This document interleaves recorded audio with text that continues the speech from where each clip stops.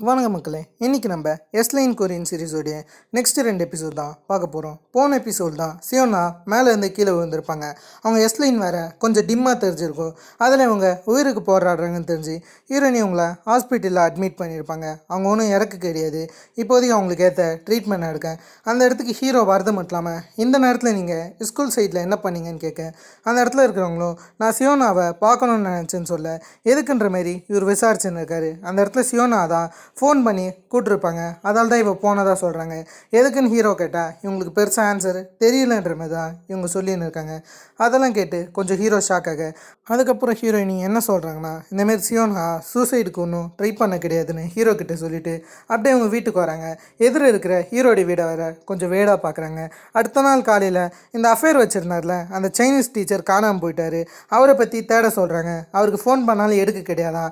இதெல்லாம் இருக்கும்போது இந்த இடத்துல பேசின்னு இருக்கிறாரு சியோனாவை பற்றி பேசுகிறாரு. சியோனா எதுக்கு இங்கேருந்து குதிச்சிருக்கணும், அவளுக்கு குதிக்க வேறு இடமே கிடைக்கலையான்னு சொல்லிட்டு அந்த பொண்ணு மேலே குத்தமாக பேச இதெல்லாம் கேட்டு அந்த இடத்துல லீன்னு ஒரு டீச்சர் இருப்பாங்க. அந்த டீச்சர் கடுப்பாகிறது மட்டும் இல்லாமல் ஒரு பொண்ணை பற்றி நீங்கள் எப்படி பேசலாம், இதெல்லாம் நீங்கள் பேசக்கூடாதுன்னும் போது அப்போ இதுக்கு நீங்களே ரெஸ்பான்சிபிலிட்டி ஏற்றுப்பீங்க. அந்த இடத்துல ஒரு மிகப்பெரிய கலவரமே நடக்குது.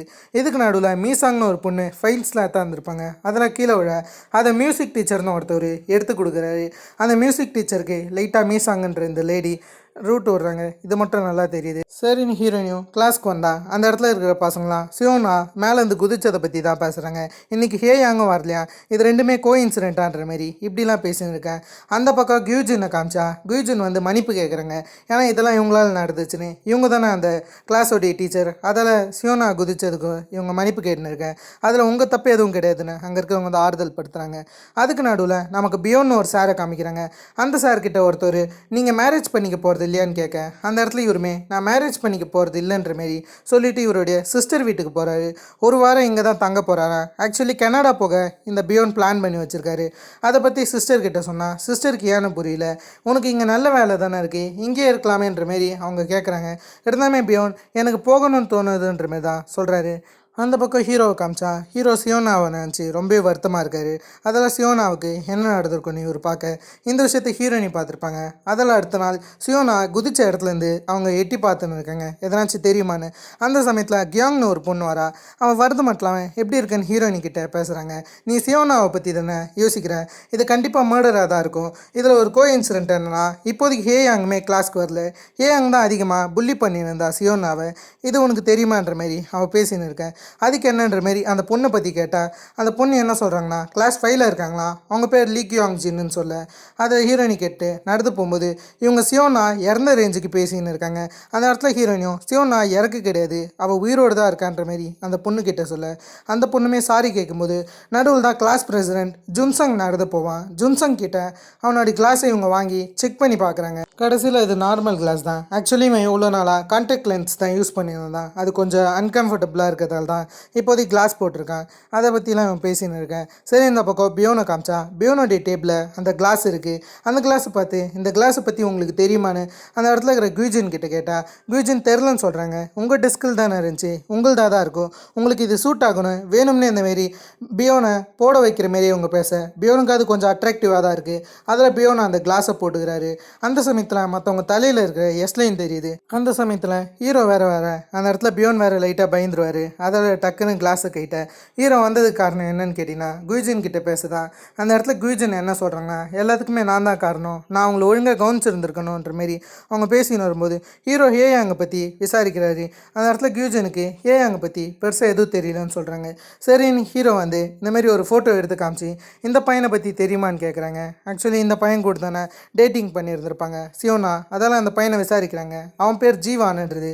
அந்த பையன்கிட்ட நடந்த இன்சிடென்ட்லாம் இவர் கேட்டுன்னு இருக்காரு. ஆக்சுவலி இவன் என்ன சொல்கிறான்னா இந்தமாதிரி சியோனா தான் ஃபஸ்ட்டு டேட்டிங் கூட்டு தான் சொல்ல அவள் எதுக்கு டேட்டிங் கூட்டான்னு கேட்கும்போது அவள் இவ்வளோ நாளாக அமைதியாக தான் இருந்தா, அவள் திடீர்னு எல்லாருக்கிட்டையும் பேச ஆரம்பிச்சிட்டா, கொஞ்சம் சகஜமாக இருந்துச்சு. அதை நானும் கொஞ்சம் புஷ்அப் எடுத்துன்னு போது அந்த இடத்துல ஹீரோமே எங்கெல்லாம் போனீங்கன்னு கேட்க இவனுமே போன சில இடத்துல சொல்கிறான். அவங்க கிஸ் கொடுத்த விஷயங்களையும் சொல்ல நீ அவளை எதனாச்சும் பண்ணியான்னு கேட்கும்போது அந்த இடத்துல இவன் எதுவுமே பண்ணலன்னு சொல்ல அது ஹீரோவுக்குமே உண்மைன்னு தான் படுது. அதில் ஹீரோமே இவன் போன இடத்த கேட்டுன்னு இருந்த அதில் கிடைச்ச சில சிசிடிவி ஃபுட்டேஜை செக் பண்ணலான்னு இருக்காரு. சரின்னு அதெல்லாம் செக் பண்ணும்போது இவங்க 2 பேரும் ஃபோட்டோ பூத்துக்குள்ளார போயிருப்பாங்க. அந்த சமயத்தில் ஹே யாங் அந்த கிளாஸை எடுத்துகிட்டு போயிருப்பாங்களா, அதை ஹீரோ பார்க்குறாரு. அந்த சமயத்தில் ஒரு நிலைமைக்கு அப்புறம் ஹே யாங் சிசிடிவி கேமராவில் மாட்டியிருக்க மாட்டாங்க. இது ஹீரோவுக்கு டிஃப்ரெண்ட்டாக ஃபீல் ஆகுது. இந்த பக்கம் பியோன் வந்து சாப்பிட்டுன்னு இருப்பார். அந்த சமயத்தில் இவருடைய சிஸ்டருக்கும் ஹஸ்பண்டுக்கு போகிற அந்த எஸ்லைனை தான் இவர் பார்த்துன்னு இருக்காரு. அந்த சமயத்தில் ஹஸ்பண்டுமே என்ன கேட்குறாருன்னா, இந்தமாரி எதனால் பியோனோடைய மேரேஜ் நின்றுச்சுன்ற மாதிரி கேட்க சிஸ்டர் வேணாம் தான் சொல்கிறாங்க. எல்லாமே ஒரு எதனால் மேரேஜ் நின்றுச்சுன்ற மாதிரி பியோன் கிட்டே கேட்கும்போது பியோன் என்ன சொல்கிறான்னா, இந்தமாரி இவருடைய கேர்ள் ஃப்ரெண்ட் வந்து இவருடைய ஃப்ரெண்டோட ஒன்றா இருக்கிற விஷயத்தை பார்த்தாராம், அதால் தான் மேரேஜ் நிறுத்தின விஷயமா சொல்ல. சரி நீ உங்களுக்கு வெளியே போகலான்னு இருக்காங்க. அதை லிஃப்ட்டில் போயின்னு இருக்காங்க. அந்த சமயத்தில் 4th ஃப்ளோருக்கு எஸ்லைன் போகிற விஷயத்த பியோன் நோட்டீஸ் பண்ணுறாரு. சரி நீ உங்கள் கீழே போய் சிரிச்சிட்டு திரும்ப லிஃப்ட்டுக்கு வரும்போது அந்த இடத்துல இந்த ஹஸ்பண்ட் 4th ஃப்ளோர் அமுக்கி நெக்ஸ்ட்டு 10th ஃப்ளோர் அமுக்குவார். இந்த விஷயத்த நோட்டீஸ் பண்ணிட்டார் பியோன். அதில் 4th ஃப்ளோரில் என்ன இருக்குன்னு அவருக்கே தெரியாமல் 4th ஃப்ளோரை கிளிக் பண்ண கடைசியாக 4th ஃப்ளோருக்குள்ளார போகிறாரு. எஸ்லைன் எந்த ரூமோடு போகுதுன்ற விஷயத்தை மட்டும் நோட்டீஸ் பண்ணிக்கிறாரு.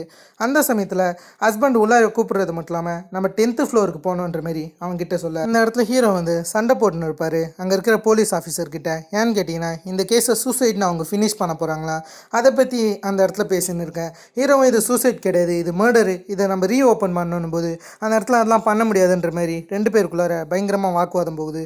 ஹீரோ ரொம்பவே சத்தம் போட அந்த இடத்துல இருக்கிற ஆஃபீஸருமே பெருசாக ஹீரோவை கண்டுக்கிற மாதிரியே தெரியல. ஹீரோ கிட்ட பேசிட்டு அவருமே அந்த இடத்த விட்டு போக, இந்த இடத்துல ஸ்கூலில் கியூஜின் வந்து அந்த கிளாஸை போட்டிருப்பார்ல பியோன், அதை தான் பார்த்துன்னு இருக்காங்க. அந்த இடத்துல 2 டீச்சர் ரிலேஷன்ஷிப்பில் இருக்கிற விஷயம் பியோனுக்கு தெரியுது. அதில் பியோன் இந்த பக்கம் கியூஜின் கிட்ட என்ன கேட்குறான்னா, இந்தமாரி உங்களுக்கு தெரிஞ்சவங்க வேற ஒருத்தர் கூட அஃபேரில் இருந்தால் எப்படி இருக்குன்ற மாதிரி கியூஜின் கிட்ட கேட்டால், கியூஜின் நான் முதல்ல அதை கன்ஃபார்ம் பண்ணுவேன், அதுக்கு அடுத்தது அதுக்கேற்ற ஆக்ஷனை நான் பண்ணுவேன்ற மாதிரி அந்த இடத்துல கியூஜின் சொல்ல, அதான் சரின்னு இந்த பக்கம் பியோனுக்கு போடுது. அதில் அவருடைய சிஸ்டருடைய வீட்டுக்கு அவர் போகிறாரு. அந்த சமயத்தில் தான் ஒரு பார்சல் வந்திருக்கு. அந்த பார்சல் 4th ஃப்ளோருக்கு வர வேண்டியது. இதை பியோன் புரிஞ்சுக்கிறாரு. அந்த எஸ்லைன் வேற 4th ஃப்ளோருக்கு தானே போயிருக்கும். அதில் சரின்னு இவரும் அந்த பார்சலை 4th ஃப்ளோரில் இருக்கக்கூடிய அந்த ரூமில் வச்சுறாரு. எஸ்லைன் போன ரூம் தான். அந்த இடத்துக்கு யார் வராருன்னு கடைசியாக ஒரு நோட்டீஸ் பண்ணுறாரு. அந்த இடத்துக்கு ஒரு லேடி வந்து அந்த பார்சலை எடுத்துன்னு போகிற விஷயத்த பியோன் பார்க்க, அதே சமயத்தில் இன்னைக்கு பியோனுடைய அம்மா இறந்த நாள், அது விஷயமா இவங்க அஞ்சலி செலுத்தின்னு இருக்காங்க.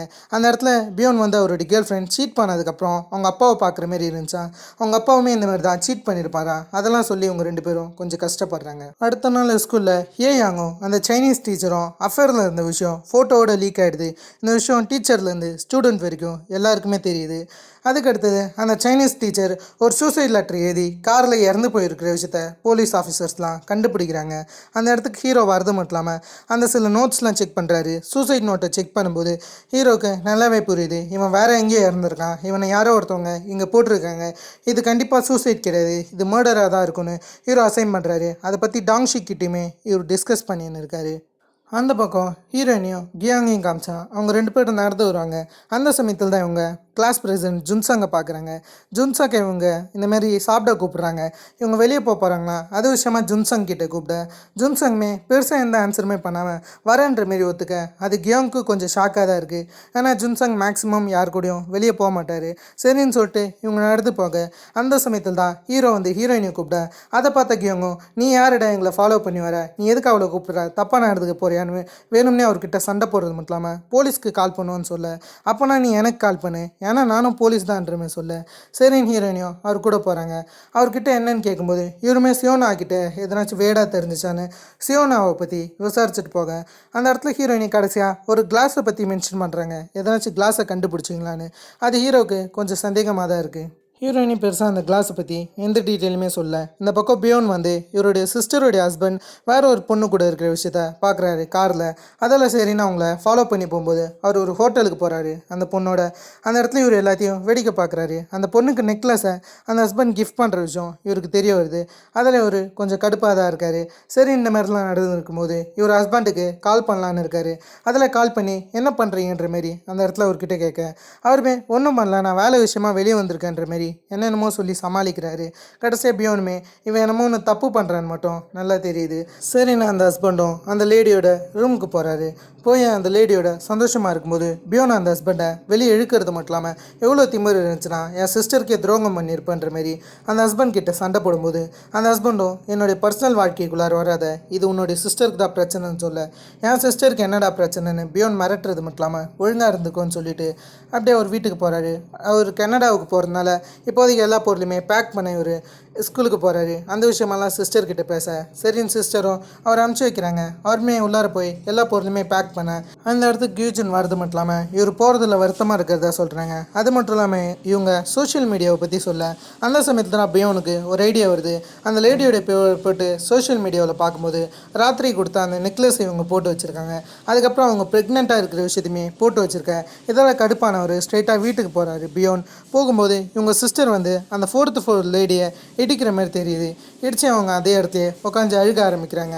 அந்த இடத்துக்கு பியோன் வரது மட்டும் இல்லாமல் என்ன நடந்துச்சுன்னு சிஸ்டர்கிட்ட கேட்டால் சிஸ்டர் எதுக்கு இப்படி பண்ணேன்னு பியோன் மேலே குத்த சொல்ல அந்த லேடியுமே இந்த பக்கம் கொஞ்சம் வருத்தத்தில் இருக்காங்க. அந்த இடத்துக்கு அந்த ஹஸ்பண்ட் வரது மட்டும் இல்லாமல் ஸ்ட்ரெயிட்டாக போய் ஹக் பண்ணிக்கிறாரு அந்த 4th ஃப்ளோர் லேடியை. அவங்களுமே கொஞ்சோண்டு அவங்க ஹஸ்பண்ட் கிட்ட அழுதுன்னு இருக்கேன். அந்த சமயத்தில் பியோனை இதை நோட்டீஸ் பண்ணுறாரு.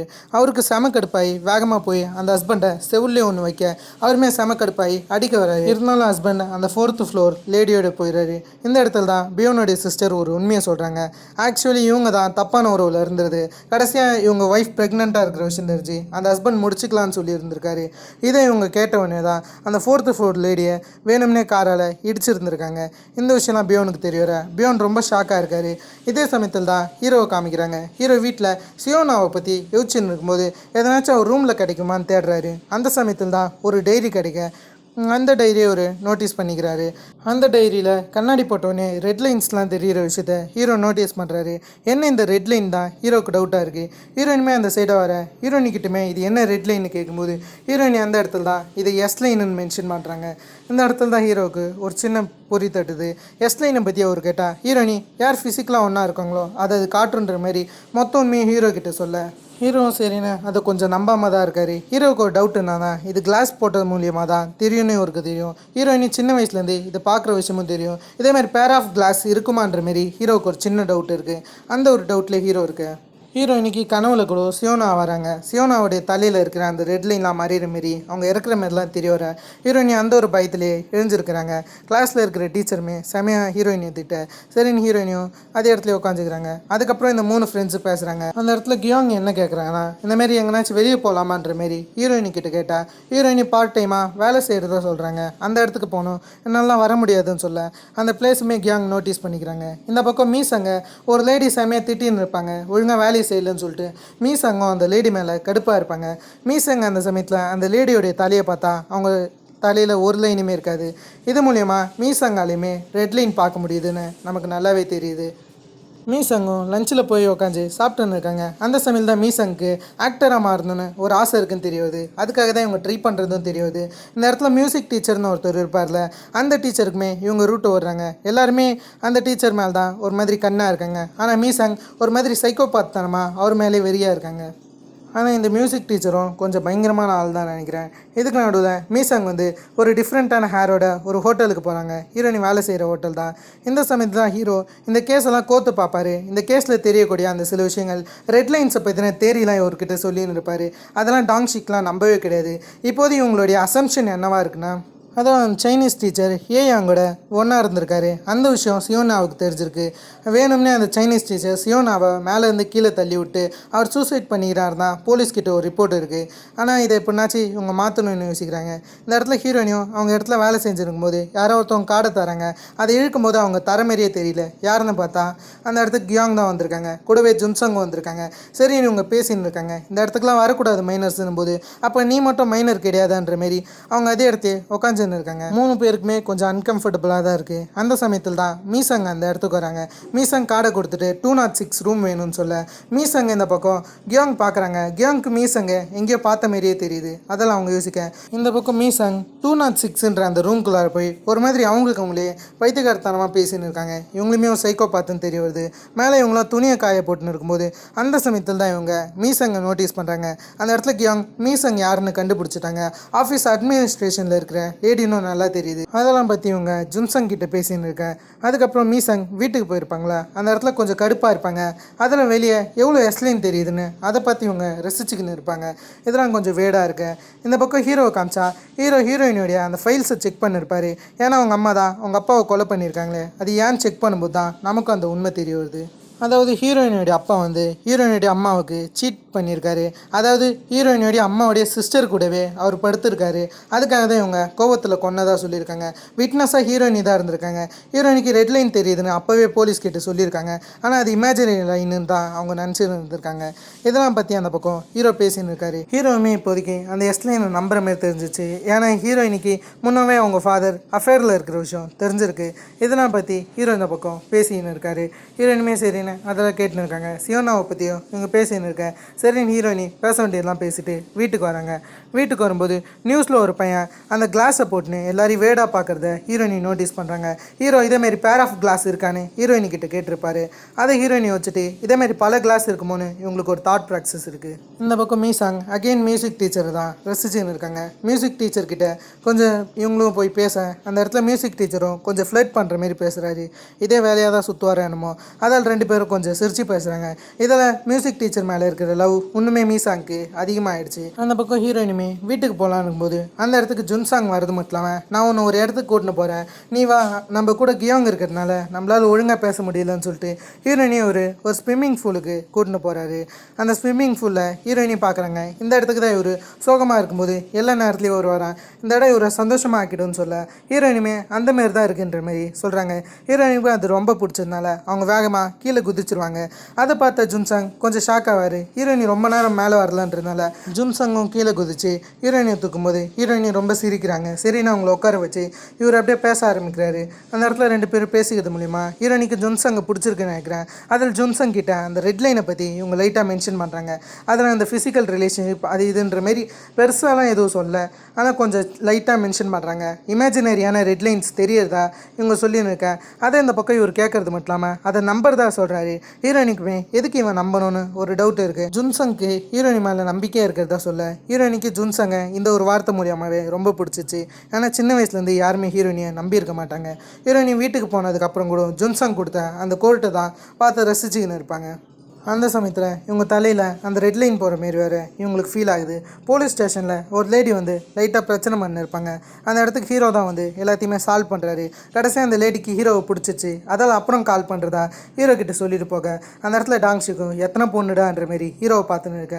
கடைசியாக ஒரு ஹீரோ கிட்ட உனக்கு எதனாச்சும் ஒரு பொண்ணு பிடிச்சிருக்கா, நீ எதனாச்சும் ஒரு பொண்ணு மேலே க்யூரியஸாக இருக்கேன்னு கேட்க அந்த இடத்துல ஹீரோவுக்கு கியூஜினை பிடிச்சிருக்கு. அந்த இடத்துல டாங்ஷிக் அப்படி ஒரு கேள்வி கேட்டோன்னே ஃபர்ஸ்ட் ஹீரோடைய மைண்டில் கியூஜின் தான் தோணியிருப்பாங்க.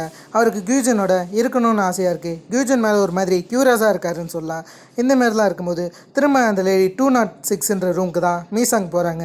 இந்த விஷயத்த ஹீரோயினி பார்க்குறாங்க. ஹீரோயினி எல்லாத்தையும் க்ளீன் பண்ணலான்னு இருக்கும்போது அந்த சமயத்தில் இவங்க ஒட்டு கேட்குறாங்க. மீசாங் அவங்களே பேசிக்கிறது. அந்த இடத்துல இவங்க ரூம்லேயே ஒரு ஓட்டை இருக்குமா, அந்த ஓட்டை வழியாக பக்கத்து ரூமில் மற்றவங்க என்ன பண்ணுறாங்கன்ற விஷயத்த இவங்களால பார்க்க முடியுமா, அதை பார்த்து தான் ரசிச்சுன்னு இருப்பாங்கன்னு நினைக்கிறேன். அந்த இடத்துக்கு மியூசிக் டீச்சர் வரதை பார்த்து இவங்க ஷாக் ஆகிறாங்க. அதுக்கப்புறம் இன்னொரு லேடி வர இதை பார்த்தோன்னே இவங்களுக்கு கடுப்பாயிடுச்சு. அதில் எதனாச்சும் சம்பவம் பண்ணலான்னு இருக்கு. அந்த லேடியுமே மியூசிக் டீச்சரோடு பேசிட்டு லைட்டாக வெளியே போகிற மாரி இருக்கேன். அந்த சமயத்தில் மீசாங் ஒரு சிலிண்டர் எடுத்து அவங்க தலையில் அடிக்கிறது மட்டும் இல்லாமல் ஒரு மயக்க மருந்தை ட்ரிங்கில் வேறு கலந்து வச்சுருவாங்க. அந்த லேடி எப்படியோ கட்டி போட்டு அந்த லேடியோட ட்ரெஸ்ஸோட மியூசிக் டீச்சர் கிட்ட வர மியூசிக் டீச்சரும் அந்த லேடின்னு தான் நினச்சிருந்துருப்பாங்க. அந்த சமயத்தில் தான் இது மீசாங்னு தெரிய வர மீசாங்கும் இவர் கூட இருக்கிறதா ஆசைப்படுற விஷயத்தெலாம் இந்த பக்கம் இவர்கிட்ட கொஞ்சம் எமோஷ்னலாக சொல்லியிருக்கேன். ஆனால் இவருக்கு விருப்பம் கிடையாது. போலான்னு இருக்கும்போது இவங்க ஸ்டாப்லர் எடுத்து அவருடைய முதுகில் அடிக்கிறாங்க. அதை பார்த்து இவர் திரும்பும்போது திடீர்னு இவருக்கு மயக்கம் வருது. இவர் குடிச்ச ட்ரிங்க்ல என்னமோ ஒன்று கலந்துருக்காங்க. கடைசியாக அவருமே கீழே விழ அதுக்கப்புறம் இவருடைய தலையில் பயங்கரமாக பிளட் வருது. இதை இவங்க நோட்டீஸ் பண்ணுறாங்க. அதுக்கப்புறம் அவர் எப்படியோ எழுப்ப இவங்க இவ்வளோ ட்ரை பண்ணுறாங்க. கடைசியாக அவருமே இறந்துட்டாரு. இவங்களுமே இவங்க உடம்புல அதிகமாக ஸ்டாப்லர் குத்தி அதே இடத்துல அவங்க இறந்து போக இந்த இடத்துல நம்ம ஹீரோயினி எல்லாத்தையும் க்ளீன் பண்ண வந்துருந்துருப்பாங்களே. அந்த சமயத்தில் தான் அடைச்சி வச்சேன் அந்த லேடியை பார்க்குறாங்க. அந்த லேடி பயங்கரமாக கத்தின்னு இருக்க. இந்த லேடி இருந்த ரூமுக்கு இவங்க போகும்போது தான் அந்த இடத்துல மியூசிக் டீச்சரும் அந்த லேடியை இறந்து போயிருக்கிற விஷயம் தெரிய வருது.